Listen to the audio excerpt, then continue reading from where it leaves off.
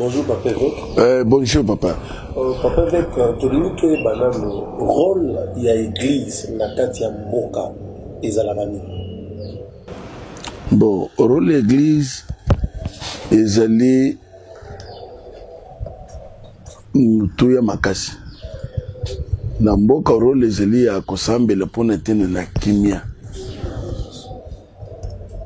Bato ebele bayebaka te ke église aza na mokumba ya kosambela tout moment mpona kimia ya mboka. Ya mibale kosambela mpona ete na bakonzi nzambe apesa bango mayele apesa bango bonya bakama mboka na bien. Ya misato komema milimu ya bato epai ya nzambe po bato okoma na kosalaka meme makambo ya malamu. Soit qu'ils aient la mingi baninga bakonzi mpona bato mosusu bazo babike un pasteur il faut s'opposer na mokonzi ya mboka asopposer na moto son surtout kene de bina bato ozo banzambe atomoli bino makasi. Donc il faut que mokonzi ya bibo yo po boyi koto. Est-ce que pasteur encore s'opposer le bosa bakonzi? Bon, eloko ezolobisa bato ebele c'est plus que bayibi rôle l'église te. Rôle l'église eza wana te. Pourquoi je me trouve le kabande qu'on a vu ça catholique? C'est plus un des rôles bango ba jouer kaming, mais qui n'est pas biblique. Moukandena Zambé d'abord résolve pour un serviteur de Dieu, c'est lui qui s'oppose à l'autorité établie, s'oppose contre l'ordre que Dieu a établi. Donc, l'église est causée en opposition. L'église est celle qui travaille avec l'autorité établie. Yo c'est l'opposition. Moukolo kozwa. Toko zala soumis pas na yo. Peut-être Pascal Moukounaza la question pourquoi l'évêque se fait toujours avocat il y a autorité à Moka. Les amis parce que ça finance secrètement. Ou bien ça la parce que c'est une vocation. C'est une vocation, c'est un devoir. Pas même vocation. C'est un devoir pour un serviteur de Dieu que Dieu a élevé. Tu ne peux pas me contester, Francis, que l'évêque n'est pas élevé. Na moment Zamba pesimutu, musala na mboka na ye ya munene. Moutouane il faut aille bakoma musalo ne bakende na ngondenge nini. Église est contre en opposition te. Tu sais qu'il y a un temps où on m'appelait kabiliste. Et les lots on m'appelle tchikediste. Ce n'est pas tout ça. Maintenant, il y a quelqu'un qui m'a écrit, en tout cas évêque, c'est maintenant que je comprends que tu es l'homme du retour à la parole. Na tout n'est pas nanine. Ce que tu nous as dit du temps de Joseph, c'est ce que tu fais maintenant. Tu es constant, tu n'as pas changé. Nazalé comme Sabato, qui ne me comprenait pas. Cela veut dire que mon conduit en tant que mon seul Nazambé, parce que mon continue sur le comment, mon continue en Moka, il faut soutenir. C'est-à-dire que l'église est un partenaire, il y a l'État. L'église est un partenaire, il y a l'État. L'État congolais.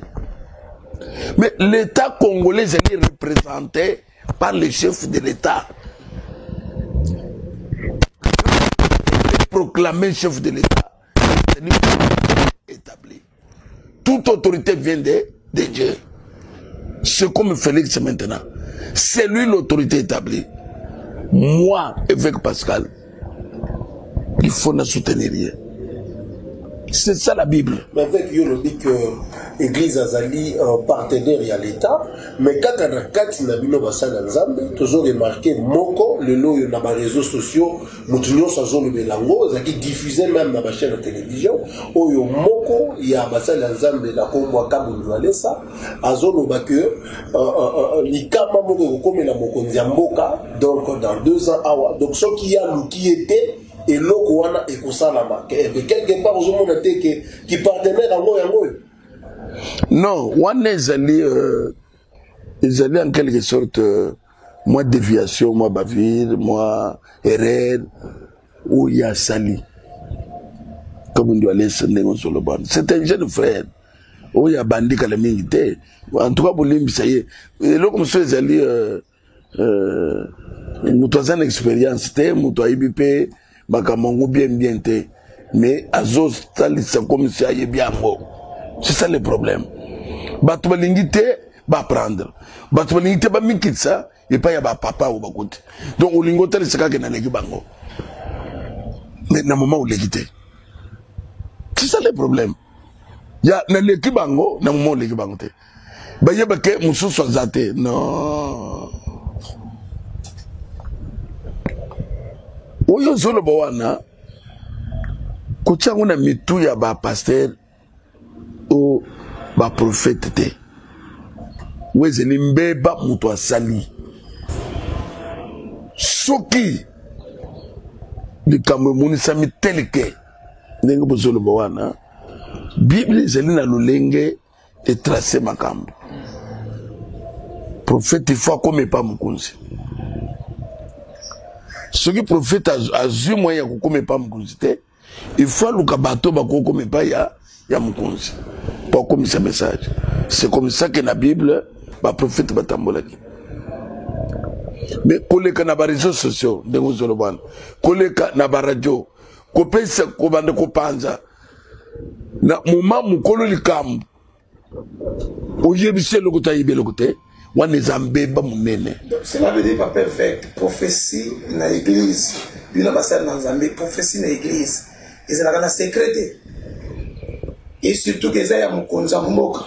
Bakolo bango pour tout nous aïe baké na mikrobouye mon konza mboka soka sali boité et akoko. Achille, ngana za prophète. Parfois les ngana bandi comme une prophétie. Ndekonabiso les jeunes frères, parce que moi je me rappelle très bien que na Yambaka Yawa, Nambunda, les rois Nazakina nous pasteur, Azaki prophète. Alors,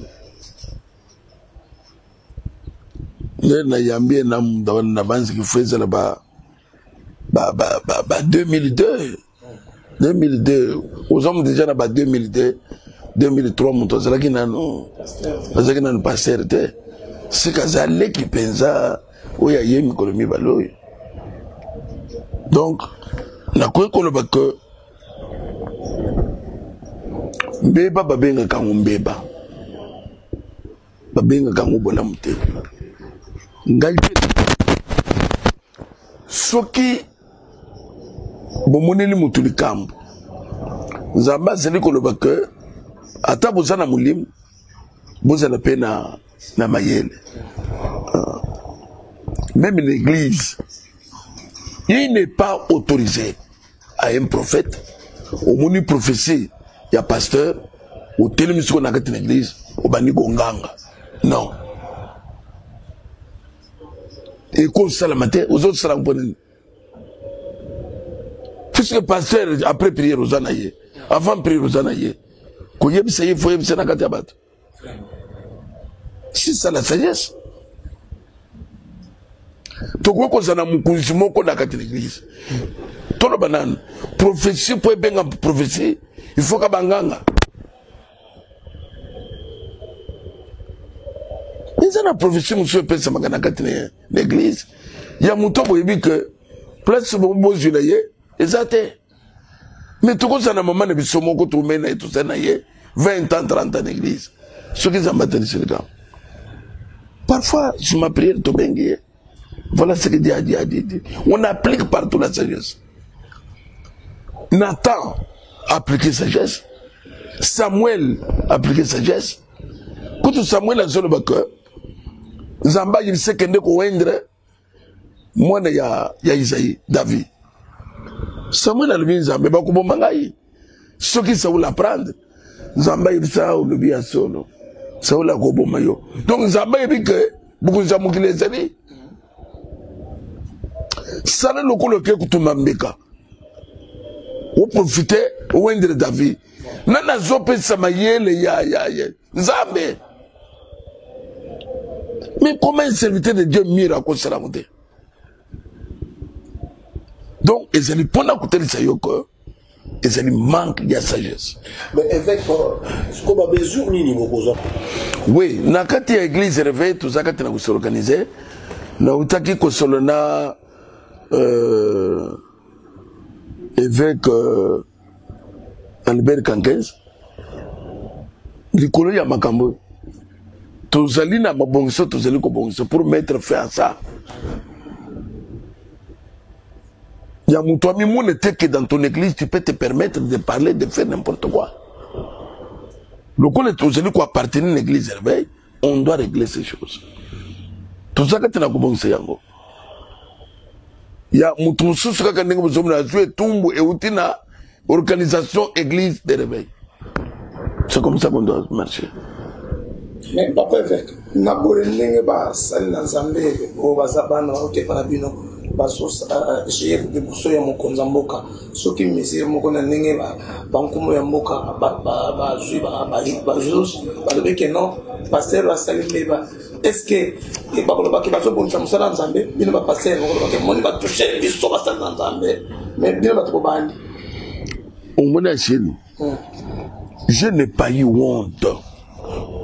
Je n'ai pas eu honte ni crainte. Pour na kolobana ndeko shole boutique biloko social contre le président de la République. Je n'ai pas eu crainte pour na koyebisa papa Mousseng que papa Mousseng non trop c'est trop arrête. Quand il y a jeune frère Nane Kabundi. Nde na ko crainte jamais. Donc, na ligne ko le bakke, oui, zali, et loko ya mape makasi.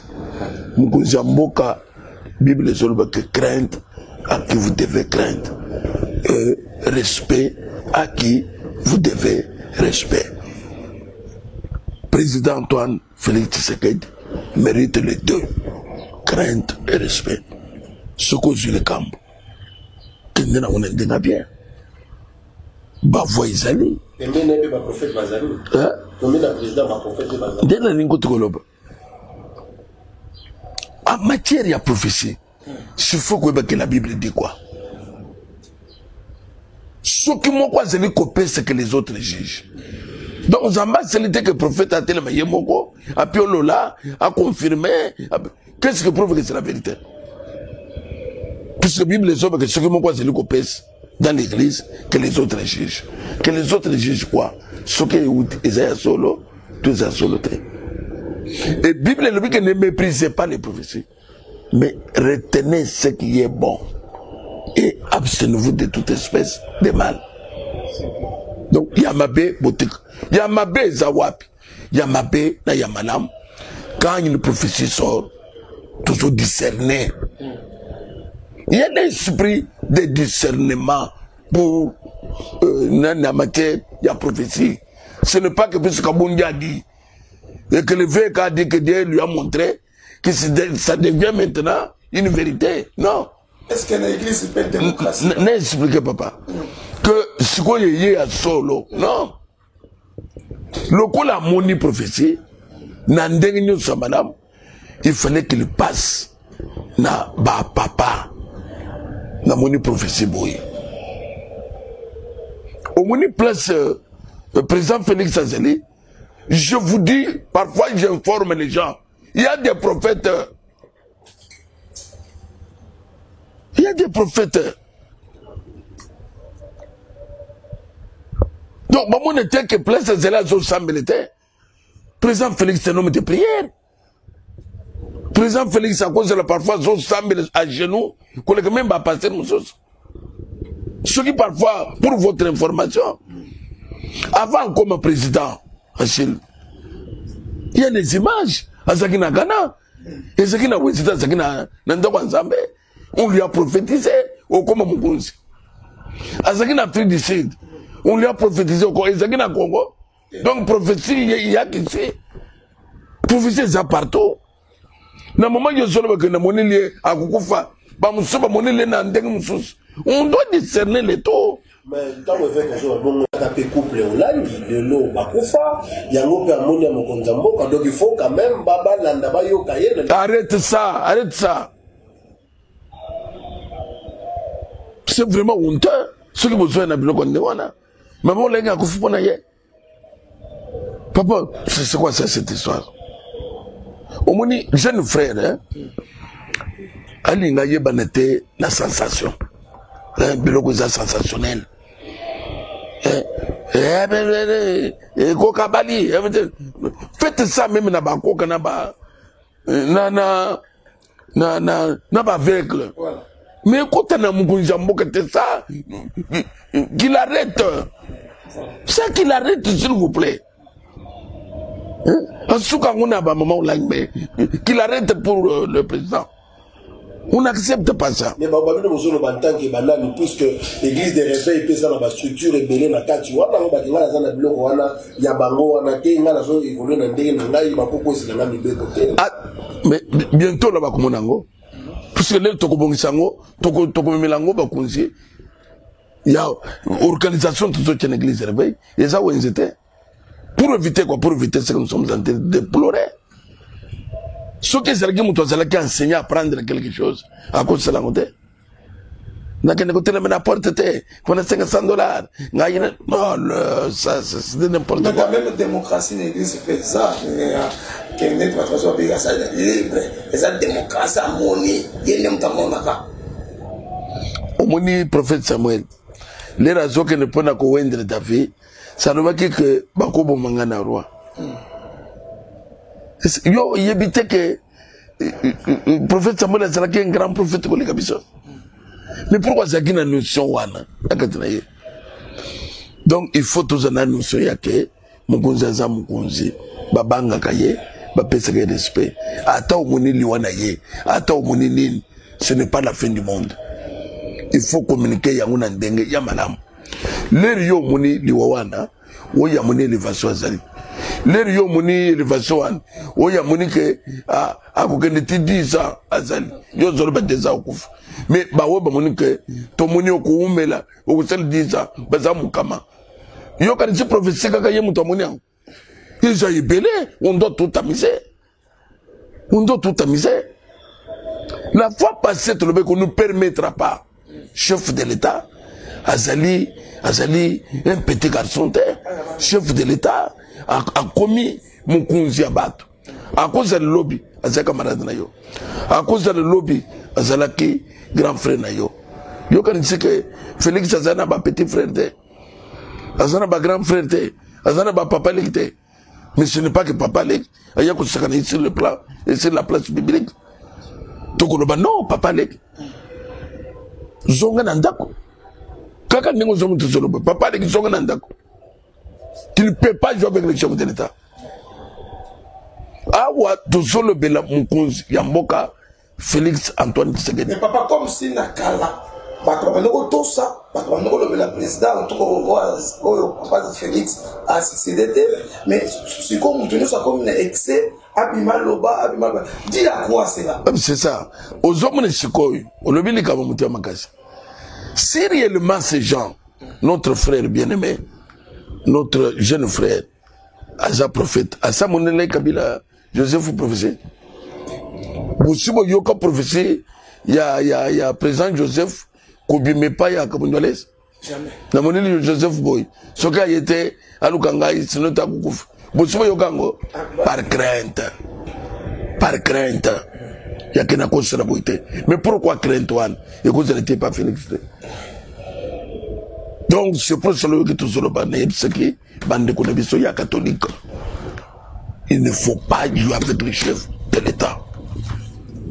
Na minute tout le monde, as un chef de l'État. Ce que jeune frère a habité, il doit apprendre beaucoup.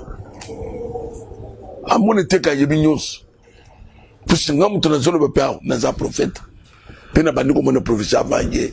Nous avons un Zambé avant hier. Azana tina ya atuna makambo, apprendre makambo.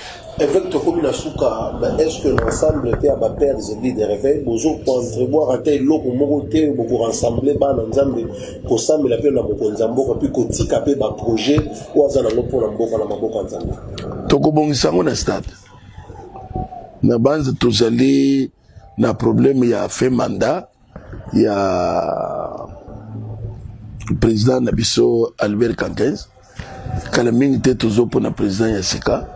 Après, tu organises un stade. L'église de réveil, tu côté les sabbats, les élindengue, batozo organisé, on va réorganiser, n'andenge ya masanté, et chaque passer à vous en a quoi zali, azo banga, pona kolo batoko sala, quoi que ce soit. Parce que n'était le commun c'est pas pasteur, surtout que n'engagez besoin procéder là, pas comme ça, parce qu'il n'a pas assemblé mon sous. Na confession religieuse mususu okomona ke bakofanda po baloba likambo mpona mokonzi ya mboka me oyo komi moto nyonso azoloba conseil nini en tant que père de réveil okopesa na basali na nzambe jeunesse ezomata na baoyo baza kosali na nzambe déjà. Bon, conseil na kopesa ezali ya ke ezali na bandeko mosusu oyo parfois baprenaki makambo bien te